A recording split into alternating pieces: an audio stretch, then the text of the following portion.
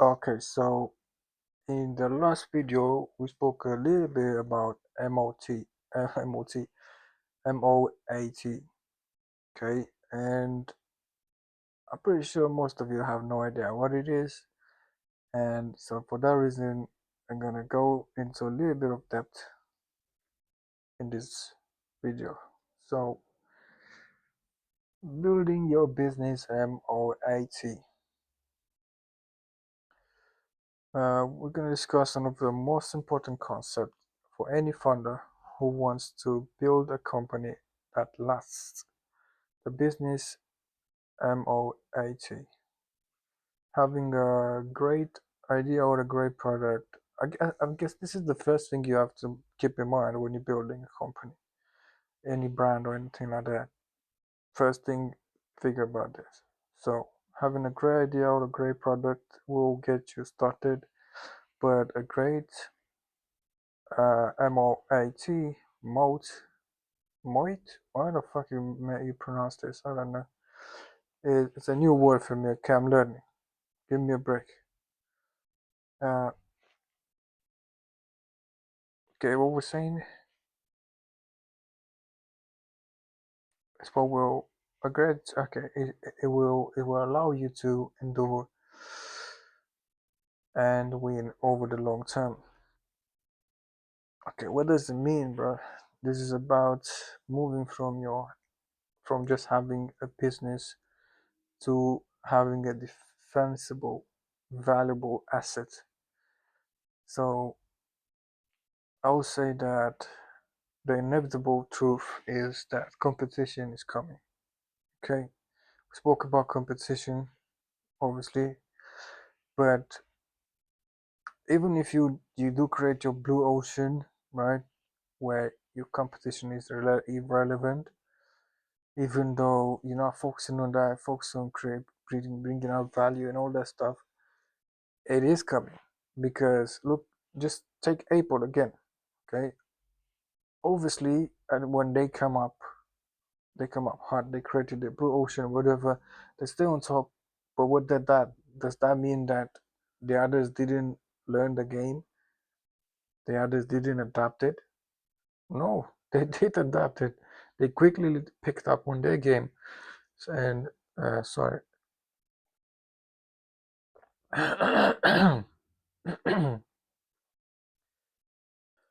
they quickly picked up on their game and become competitive on their own game. So that, because that's what people do. They want the bread. They want the bread on their own fucking table. Even if it's your game, even if you are the one establishing rules, they're gonna try to twist your rules because that's what they do, bro. So let's be clear about one thing, yeah. If you are successful, you will attract competition. It's no doubt about it. You will attract the moment you start moving anything on this world, you will find people trying to compete with that. They'll try to get that away from you. And it's not about of if, it's about of how and when. That's the questions you want to answer. So it is a simple law of business. That's how it goes. That competition can come from anywhere. Another nimble startup or a massive company with deep pockets. Most of the time, it's the deep pockets guy because these guys are moving like they can buy anything. They're like, money, anyone has a price. You probably hear this quote before. So these guys are just sitting there on their money and they're like, anything that moves up, they're like, okay, you know what I mean? It's just picking up on the waves, who's making waves, who is trying to, anything like that. And they're going to buy them out. They're trying to buy them out. That's why Facebook bought Instagram. That's why then they bought WhatsApp and all that nonsense. That's why it's happening because they got the money like that. And then at the end of the day, they're making a good offer. And they're like, you know what? Fuck all this hustle. You know what I mean? At the end of the day, I got bills to pay. And anyway, so at the end of the day, it's the world we're living in. But competition will come up. And I guess the best thing you can do is just be ready, get ready for it. Uh, Many founders believe that having the best product is enough to win, right? But In reality, a product advantage is often temporary. How many products have you seen coming and going? Plenty. Pro- that's just a hype, that's just a moment. The product advantage is often temporary. Features can be copied. What you need is a structural advantage that protects you even when competitors show up with a similar product. So, some sort of patent, some sort of royalties, something like that, that it makes sense for you, right? So, the solution will be a business moat, MOAT, MOAT. This brings us to the idea of a moat. Warren Buffett famously said he looks for businesses with a castle that has a wide, sustainable moat around it. Okay, uh, I don't know how much of this guy words were kind of metaphorically and what he really meant, but a business moat is a durable competitive advantage. It's the structural barrier that makes it difficult, costly, or time consuming for a competitor to attack your business and steal your customers. Because you're creating a blue ocean, you're creating new customers that have nothing to do with the competition, that whatever the old ways we're selling to. Because if you think about it, you will always have your audience, right? But guess what? People are trying to get that from you. Obviously, they're trying to steal that by providing the same things you do. They kind of imitate you. All of a sudden, in a competition of Charlie Chaplin, Charlie Chaplin's copies, the actual Charlie Chaplin, this is a story obviously, uh, came up in third. Like some guys, they were like looking so, they were resembling so much with him that they won the competition. So this just a point that sometimes your competition will be even taking the bread off your fucking table. So yeah, it's what profits. At the end of the day, it's what protects your castle. Your profits and market shares from invaders. So even if they do the same thing. Obviously, they're not you, but you gotta be able to protect that identity of yours.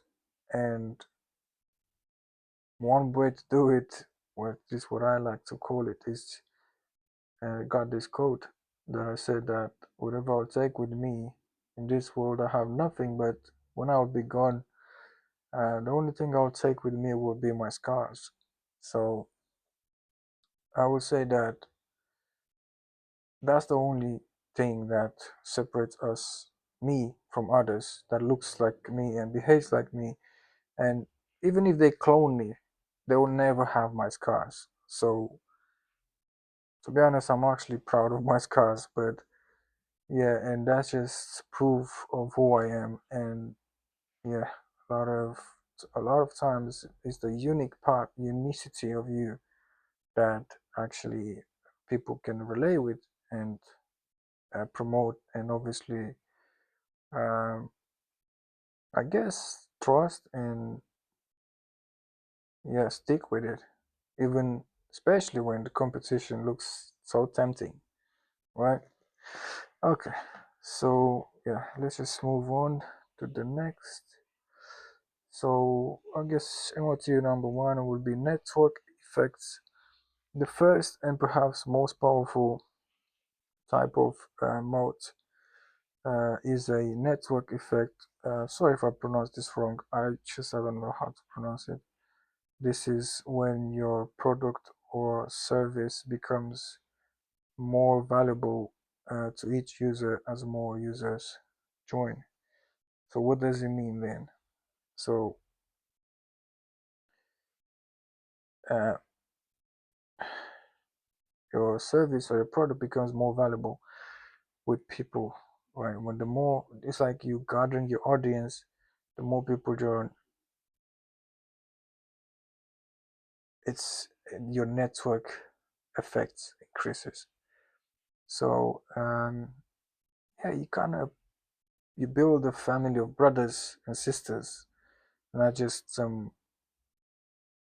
I don't know, customers.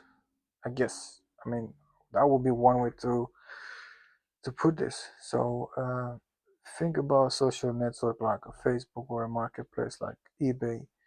This value comes from the network of people already on the platform. A new competitor could build an identical app, but without the users, it's essentially worthless.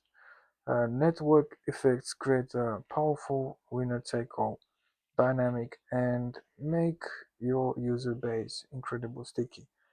Now, to be honest, if I were to talk about Facebook, and we can give an example about TikTok, where most of people just migrated, and more, and that's what people do. People just migrate from one thing to another. They, even if they stick with you for a while, and some of them they will definitely stay there.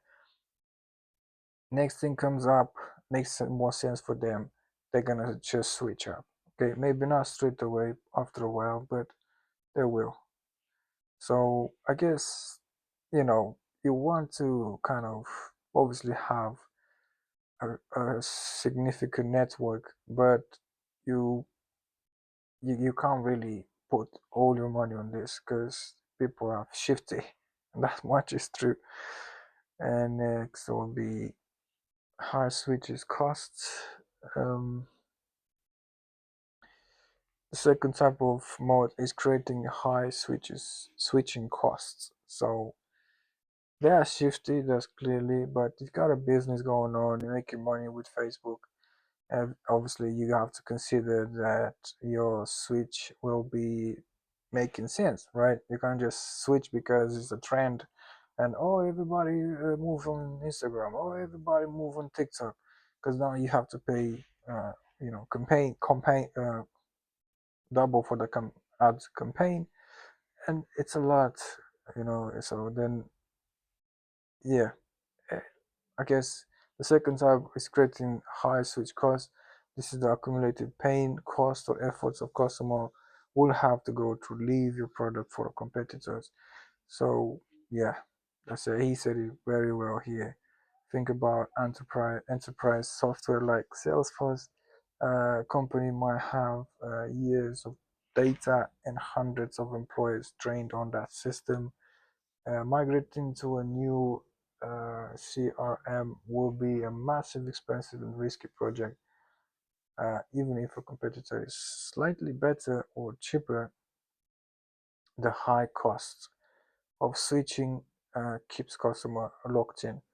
And this goes with everything. When you're big, and this is more, yeah, applies a lot for the big guys because when they're moving, they're making waves, and it's not like a small guy that will just move from here to there. Nobody's even, small fish in the ocean. Nobody would even notice. So, yeah, I guess the high switching cost will make a lot more sense for those guys. And the third will be intangible assets. So the third mode is built on intangible assets. Uh, these are powerful competitive advantages that can't be easily replicated. Let's not talk about NFT being an asset, please. You guys need to stop this nonsense. Okay, you don't come with me. Don't come to me with NFTs talking about I got my money invested in NFTs. I've got my money invested in assets. Okay, so first, so the first, okay, so first you have a brand. Think of the trust and desire associated with a brand like Apple. Obviously, people pay a premium for the product because of what the brand represents. Obviously, Apple is an ecosystem now, so we're not going to get into that. But there are some benefits of being there, isn't it? Let's just because otherwise people will just leave, man. So they create these benefits to make them feel like they have these benefits, and in certain situations they really have it. And some people just flexing that in your face. But we're not getting to that either. But the point is that yeah, you want to create that. So this is an intangible asset, right? In order for others to recreate that, it will be crazy. So yeah. Second, you have patents and intellectual property, which we spoke before. These are legal monopolies that prevent anyone from copying your core technology for a set period. So again, when you start building anything in this world and you want to make money out of it, you gotta be going on the right path where that can be tested and it will be certified so that that is your stuff and nobody can copy it. At least from a legal point of view, you can prove that's yours and you can stand in front of a court. If you don't do that and you waste your time with all the nonsense around, you'll be surprised. People will sue you for just because they can. They sue you because they can, they drag you in court, and they end your career just like that. You can never you can the evil inside people can never cease to surprise you. Okay, do not count on that thinking that people will not do certain things, but count on the fact that they will do certain things. Okay, so make sure you stay protected, you protect your intellectual property, you walk on a path where you get at least you're secured if anything will happen. So licenses obviously, and yeah, royalties, stuff like that. And the third, hold on. So third, did I spoke about? Oh no, yeah. Uh, so third, you might have regulatory licenses, which are permissions from the government that are difficult for new players to acquire, like a banking license. So you gotta work with with the government, bro, because at least the government has an army. You get me? It's not gonna work on your favor. It's not gonna be on your side all the time. Sometimes you'll be you'll be surprised how corrupted some governments are, some systems. But if you ain't doing that at all, like you don't even have a chance, because people will just fucking rob you, bro. Like they will take anything from you. And the mafia in this world, it's a paradox situation. It survives in the same world with us, and it lives very well and thrives. So you'll be surprised how mafias function in this world. And at least with the legal, with all your papers in place, in certain situations, maybe you have a chance. That's all that it is. But that's not a guarantee. But at least you're doing the right thing. So I would say let's just move on. The next will be cost advantages. The fourth major type of MOAT is cost advantage. This is the ability to offer your product or service at a lower cost than your rivals, and allowing you to either have higher margins or win on price. So this can come from economies of scales where your cost per item goes down as you produce more, uh, like China. Think Chinese products. Think of Amazon massive logistic network that is supplied by China. It could also come from a unique proprietary process that is far more efficient than anyone else, or special access to a cheap resource that your competitors don't have. Um, yeah, let's not get into all those people that make millions by contacting suppliers in China and doing a little bit of computer work, and then everything being delivered to the desktop. They put it in an FBA, in a warehouse fulfillment center, and then money kept rolling in. You know what I mean? Because they went aggressive with marketing and all that stuff. Let's just not talk about that because this is how a lot of people make millions and become rich, and they didn't have nothing like they They didn't have the infrastructure, the production power, nothing. They just had an idea. They patent some, or they kept secret some things. Yeah, down the line, some clients, so resources like that most of people overlook. They see them, but they don't understand. So that's what's up. In conclusion, to wrap this up, uh, what's the key takeaway for you as a founder? A MOAT isn't a afterthought. It's not something you figure out after you found product market fit. Okay, it's from the earliest days of your startup. You need to be thinking about your long-term defensibility. So before you learn to hit, you learn to defend. This is We're going back to boxing, but boxing, it's pretty much what business is. It's defense. A lot of Muhammad Ali. You don't do Mike Tyson. Okay, you learn to be Muhammad Ali, bro, at the beginning. Then you're gonna start to act move like Mike Tyson as well. But you don't. Let's just not get into this. So yeah, at the end of the day, from the earliest days of your startup, you need to be thinking about long-term defensibility.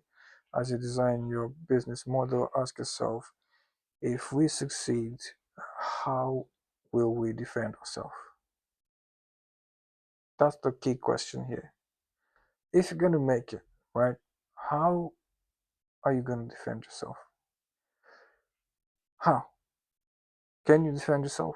Or people just come and trust you and take everything from you? How?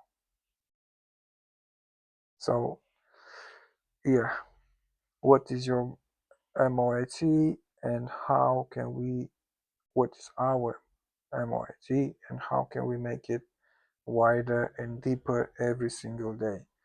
So that is what a MOAT is. It's basically a plan for success that you keep in mind every single day, and you base your project on it, how you will be able to protect yourself when you're going to make it. You're thinking as a winner already when you have an MOT. If you start into it, you get emotional, and then you find out some shit happened, that means you were doing nonsense. You were hooked on crack, stuff like that. So yeah, answering that question is the difference between building a fleeting success and building an enduring company. Basically, you will look at IKEA right now, and you will see like, oh, this is such an amazing company, whatever, right? But when you're looking down at how they started and how they build it up, uh, back in the day, everybody that managed to understand these things, now they made it. You know, they set up for life, and these people, they start from low. Obviously, they from the struggle, and which is the beauty of it. But when they started right. They weren't tripping. You know, they were like, I'm gonna get there. I know I'm gonna get there. It's gonna be just a matter of time. But they did everything correctly, and they started with a strong plan, and then obviously time had its say and confirmed that. But if you don't have that in your mind, you don't have a strong plan, then where are you going with this? You ain't going nowhere. That's for sure. Even if you're just a rocket, or say it's just like a firecracker or something, firework. You just explode. That's it. It's done. All right. Thank you very much.